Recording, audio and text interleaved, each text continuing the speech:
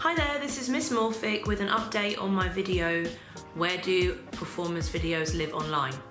So basically I've spent the past week or so speaking to a lot of people. People have come forward to me who are from the professional music industry, performers who don't understand why their videos have been taken down.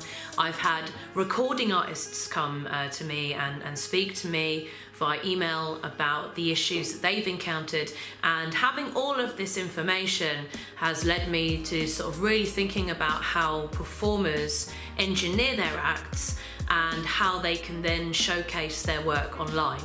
So what I found in speaking to the music industry professionals, those who have recorded songs themselves, those who are producers, and those who really understand copyright infringement and how it all works, they said the same thing time and time again. It's not your song. You don't have permission to use it. These are my findings on how we need to approach this new online video sharing sort of rules and regulations craziness to make sure that we can share our work. And really there's only three key options. Number one is to perform to popular music only inside the venue and never share it online.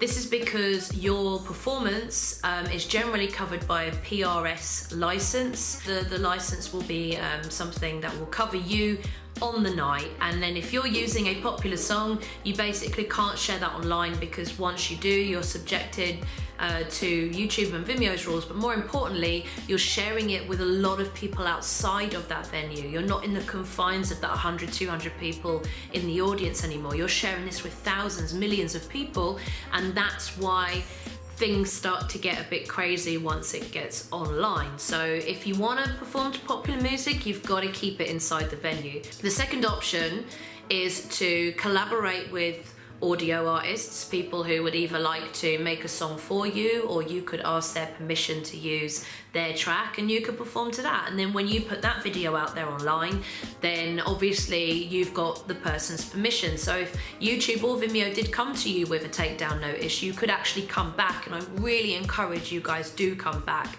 and say, actually I have permission, because the bots pick these audio tracks up automatically, and it really is up to you as an individual to contest that copyright claim notice. Otherwise a lot of these things are going to go unchecked and these laws are never going to change.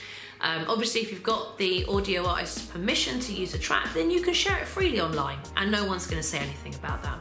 The third option, this is certainly something I've been looking into, is creating your own tracks. One thing that I'm going to try and do moving forward is actually own all of my intellectual property, and I will start to learn how to make my own tracks. I'm hoping that that's going to work out for me. I could always give it a try, but I'm going to learn how to use Logic Pro X, and the idea is that I will then own the performance, the video, and the track that accompanies it. And I think after I've spoken to a lot of people in the music industry, this is a really good approach, because you're never going to have any problems because you own the whole lot. So it's the whole package. So my advice to you performers is literally stick to one of those three things. The only grace is that if you are a vintage burlesque artist, there are songs that are available in the public domain. Depending on what the song is, you can use tracks that are 50 to 100 years old.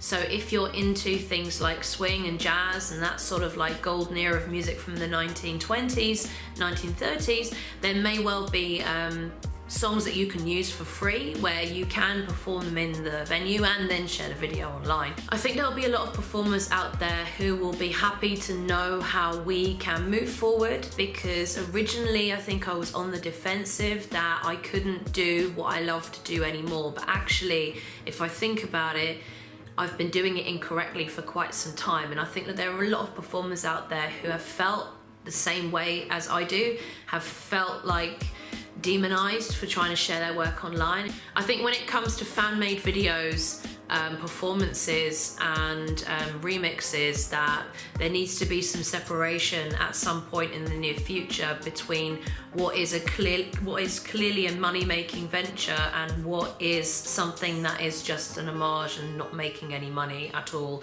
and never intends to make any money.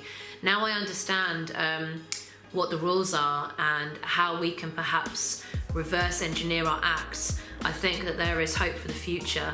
I'm certainly going to be looking into how I can change my methodologies and the way that I create my performances, and hopefully in the next 6 months or so come up with some brand new acts and material that I'm very proud of and won't hold me back. Just because I can't use a Lady Gaga song, it's not the end of the world.